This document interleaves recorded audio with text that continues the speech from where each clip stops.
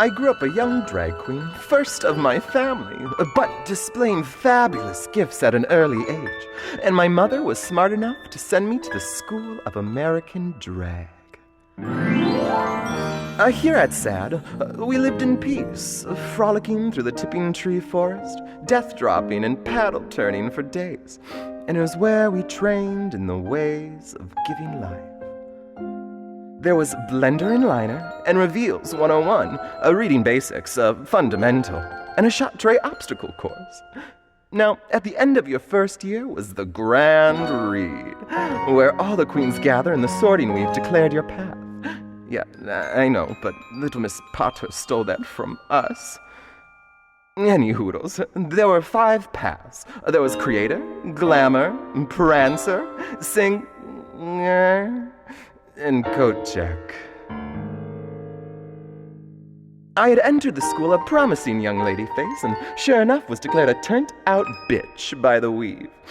A rare occurrence in which a queen contains all 5 paths. You didn't have that, now did you, Miss Rowling?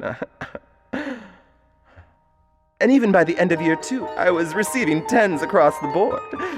I was a star on the rise. Now, upon graduation, you were set free to give life to the world, and many did to great success, but the select few were asked to join the SAD Spectacular, the penultimate drag fantasy extravaganza. And I was well on my way. But then it happened. On my 16th year, I woke to a scream and a cluster of horrified faces above my bed. This is a disgrace! Oh, honey! Oh, my stars and gherkins! And behind that, a symphony of whispers. She'll never work. She's gone back to being a man. This is why you don't accept tips from strangers. What's happening? Oh, child, what did you do? Elle, how do you feel? Are you okay? Back to your beds, everyone! Elle, you are coming with me to the infirmary at once! But I feel fine. Shut your mouth, woman, unless you want to get this whole dormitory sick! Shut it! Grandmother Mistress pulled me from my bed and whisked me down the corridor. As we walked, the halls parted like the Red Sea. Breaths were gasped and pearls were clutched. I could hear the Grandmother Mistress whisper above me. Miss Lee Taken will fix this, she must! Miss Anna Lee Taken was the school nurse. And as we turned the final corridor to her office, we rushed past the mirror of self-judgment. Head down, child! The Grandmother Mistress cried, throwing her shawl over my tousled curls. But out of the corner of my eye I saw it. And as we entered Miss Anna's orifice, my heart had all but stopped. I had a beard, a full-grown Technicolor beard at 10. That's 16 in drag years. You had the 2 carry the lie. Math. Anyway, we tried shaving. We tried glue stick. We even tried waxing. But from that night on, I was kept sequestered. Tucked away like your balls on prom night. Girls would pass me notes on the door. Some were encouraging. We'll beat this. I've always got a fresh razor for you. And some were just awful. Stay away, basic blood. That's what you get for kissing a drag king. I stole all your shoes. Kay, thanks, bye. My only connection to the outside world was Miss Tumbleweave here, whom I fashioned from stray wig hairs I collected after an independent study in wiggetry. Now, what's special about Miss Tumble is that she can still hear what's going on around her mother wigs, the wigs from which her hairs have come. And if you're within close range of that wig, you can hold her to your ear at just the right spot, with her consent, of course, and you can hear it too. Now, lucky for me, I was being kept just under the Grandmother Mistress's chambers, and I was her favorite at styling her sleeping wigs. What shall we do? Graduation is but a week away, and there's no way she can join the SAD Spectacular as planned. I don't even think she should leave school grounds. You're right. And tarnish the SAD name? we could, put her on staff.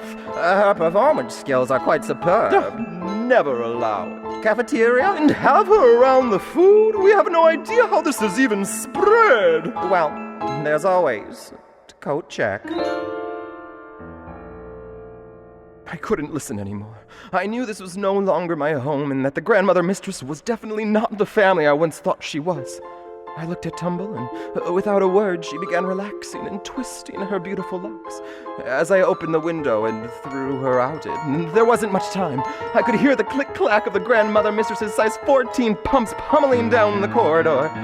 They had made their decision and were coming to deliver the verdict. I took one last look around at the school that made me, and with an exhale, I performed a textbook-perfect back round up and a double back tuck right out the window. The last thing I saw before falling into Tumble's expertly woven hairnet below was Grandmother's face as she opened the door to my room and witnessed my perfectly executed escape. I hit the ground running, with rage, with sadness, deep into the tipping tree forest. I could hear the grandmother mistress screaming from my bedroom window, "Don't ever come back! You're not one of us! You'll never be a sad queen!" But I didn't dare look back.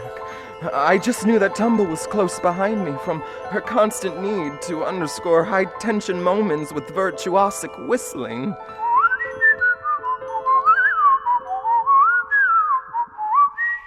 I had never been this far into the tipping tree forest. And to make matters worse, the grandmother mistress deployed the weather girls from her sad spectacular arsenal. These were sisters who could make it rain whatever they wanted. In this case, lube.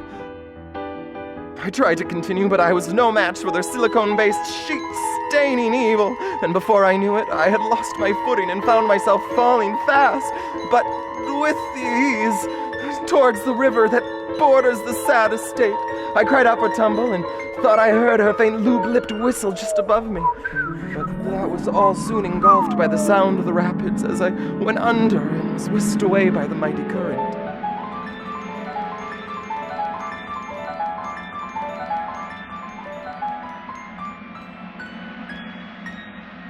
Next thing I remember is waking up on a beach somewhere that felt like the end of the world.